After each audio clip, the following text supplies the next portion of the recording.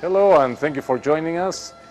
This is our show on the internet, PIQUEO Bites, and I'm your host, Jerry Sarmiento, transmitting from beautiful Northwest Houston in Cypress, Texas. And today I have a very, very special show. Of course, every show is very special for us, but today we're basically launching our press release or our announcement of our new restaurant, which is already 5 weeks old. And I want to tell you a little bit about what we did to transform it from what it was before.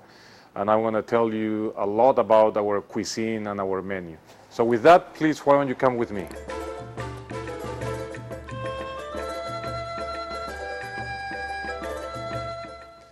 This project took about 4 months from concept to completion. We did a little bit of everything. We included the construction, the hiring of the people, the development of the menu, the finding the sources for our products, the wine list, and on and on and on, all the permits that were involved in getting our doors open. So I would say probably that one of the most important aspects was construction, because this, as some of you probably know, this was a Mexican restaurant, a Tex-Mex restaurant before us. And when we came in, it was in conditions that we were not going to open like that. So it required a lot of work. And here I'm showing you some pictures of what it looked like when we first signed the lease agreement.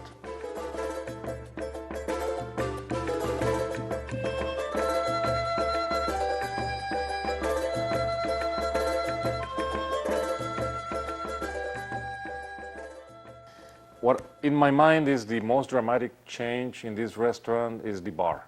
And this is where I'm standing here today. And this is our brand new bar, as you can probably appreciate from the previous pictures, the before time. It was completely different. And we spent quite a bit of time designing and building this bar, which is inspired from the bar that we have at Mesanote. It has a raised floor, have a sunken area for the bartender to dispense the drinks and the wines. And then we have the whole area of the dining room itself, which has changed dramatically also from what we had before. So this is our restaurant that gives you a good view of the before and the after. And we are very, very happy and very proud and excited to have opened our doors. And with that, I'm going to move on now to tell you a little bit about our cuisine. Okay, so our restaurant is a Peruvian restaurant, and you may ask, why Peruvian? Well, number one, I'm Peruvian, so that's a very good reason. I grew up with the flavors and aromas of some very unique ingredients that I'm going to tell you about. Also, as many of you know, we opened Mesanote 6 years ago. And that was kind of hedging our bets, because everybody knows Italian, everybody knows Chinese, everybody knows Mexican. So we decided to do Italian. I love Italian food, so that was a good reason. But now, 6 years later, we feel that we are at the right time and the right moment, the right place to bring the cuisine from my beloved Peru to Northwest Houston.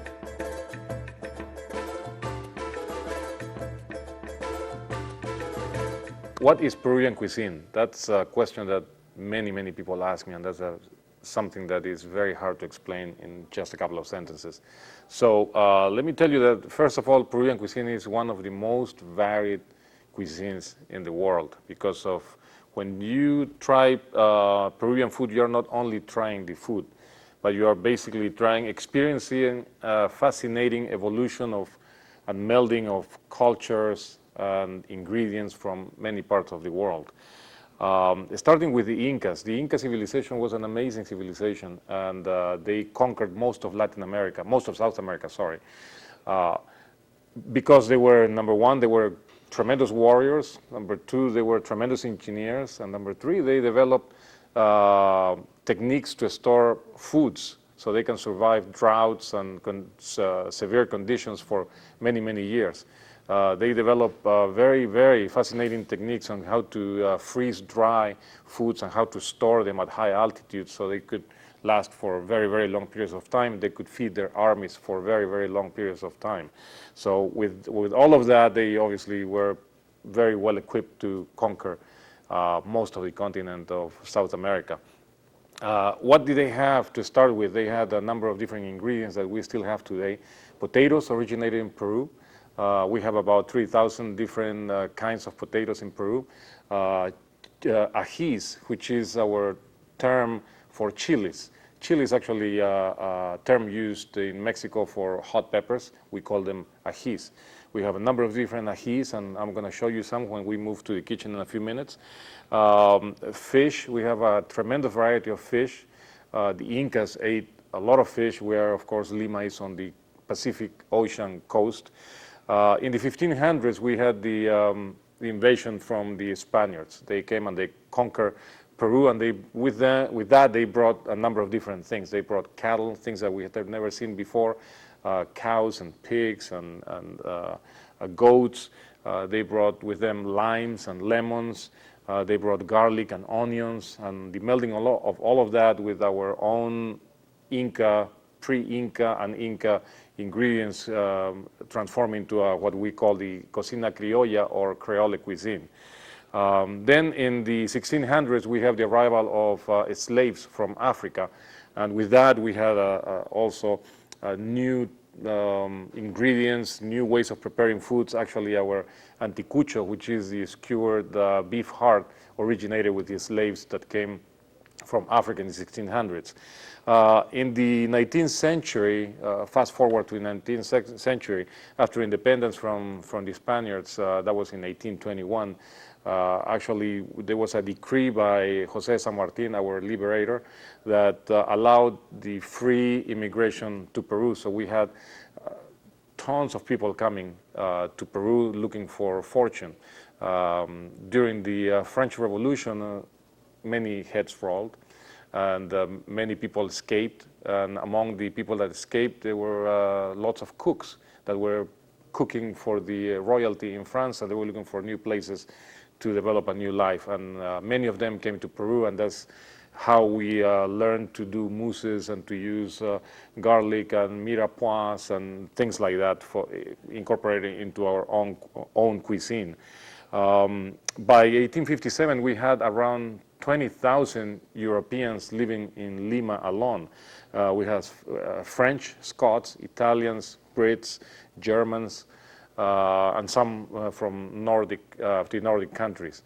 So it was a tremendous evolution of our cuisine with those influences. But probably the biggest impact in our cuisine was in 1849, when we received the first wave of Chinese immigrants into Peru. And Chinese, you say, why the Chinese are coming to Peru? Well, that was around the time when slavery was abolished in Peru, and all of the Africans that had come to Peru, they working the plantation fields, they were liberated and they went looking for paying jobs. So they had to be replaced by somebody. There were agreements between governments. We basically brought a number of Chinese workers. They were actually working in very, very harsh conditions, but it was kind of a transition between slavery and paid labor. Today, the Chinese in Peru constitute about 10% of the total population, which is really significant.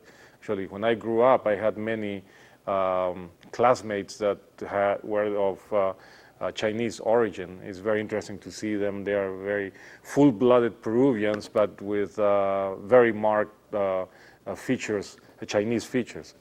It's a very interesting thing. They brought all their techniques of cooking, their ways of cooking. Of course, they didn't have the ingredients from home, so they adapted a lot of our Peruvian ingredients to make their foods. That was not the only arrival of Chinese immigrants. The next wave was after the Republic of 1912 was established, when we had another wave of Chinese immigrants. Of course, during World War II, we had another wave. Later from that, in 1949, after the establishment of the communism, we had the third or fourth wave. And finally, between 1997 and 1999, when there was the threat of communism returning to mainland, that's when we got a lot of immigrants from Hong Kong and Macau. So they are definitely full-blooded Peruvians, but they brought their cooking utensils, they brought their woks, and they used Peruvian ingredients to make their foods.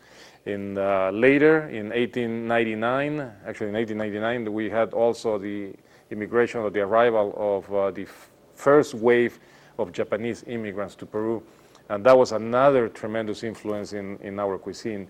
The first restaurants in Peru of Japanese owners basically showed us a different way of eating seafood, which at the time was not consumed widely in Peru, but we learned quickly how good it was. One of the greatest examples is, one of the dishes we have here at PIQUEO is tiradito, which is extremely interesting fusion, because you can see a part sashimi is not sashimi, but you have also a part of Italian crudo, and it's not an Italian crudo. So you have an influence, Japanese influence, and an Italian influence. That's one dish. We have our tallarín saltado, which has Italian influence and Chinese influence, cooking spaghetti, basically a pasta, with different ingredients like soy sauce and vinegar and tomatoes and onions, all stir-fried in a wok. But I'm getting a little bit too much into what our menu looks like, so what I want to do now is show you some of our ingredients. So why don't you follow me to the kitchen. Welcome to our kitchen here at PIQUEO Restaurante. I'm going to tell you a little bit about our ingredients. As I explained before, we had waves and waves of immigrants over the centuries in Peru, and everybody had to adapt to what they found locally. We're very fortunate today because this is century 21 and we can import a lot of things. A lot of things are local, of course, most of the produce, the rice, the beef, etc. But there are some very, very key ingredients that need to be brought from Peru. And this is what I'm going to show you here. Some of the bases for our food are chilies. We call them ajís. Some of them are dried, some of them are fresh. These are dry. This is an ají panca. It's a dry ají. Some people may confuse it with a cascabel or some other Mexican chili. This is a ají mirasol. It's also a dried Peruvian chili.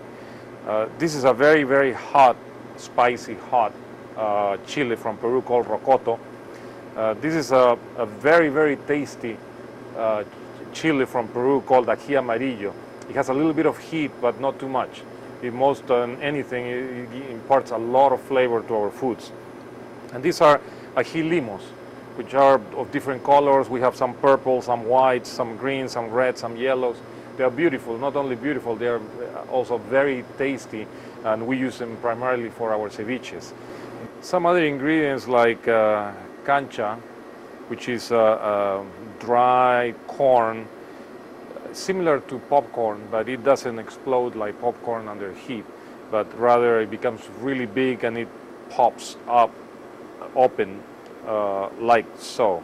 Okay, but it's very, very crunchy, very nice to have with a pisco sour or a Peruvian beer or a glass of white wine. Some other things, this is very, very unique flavor and aroma. This is what we call the huacatay herb, and some people describe it as a cross between mint and tarragon, but I think it's way beyond that. This is something you need to try to really appreciate, and we use the huacatay herb to make some of our sauces, particularly the ocopa sauce or huacatay sauce that we call sometimes. We have an ocopa sauce. We have a sauce made with rocoto. This is a spicy one. We have ají amarillo, a sauce for our tiraditos, tuna tiraditos, and we have our rocoto red sauce for tuna tiraditos as well.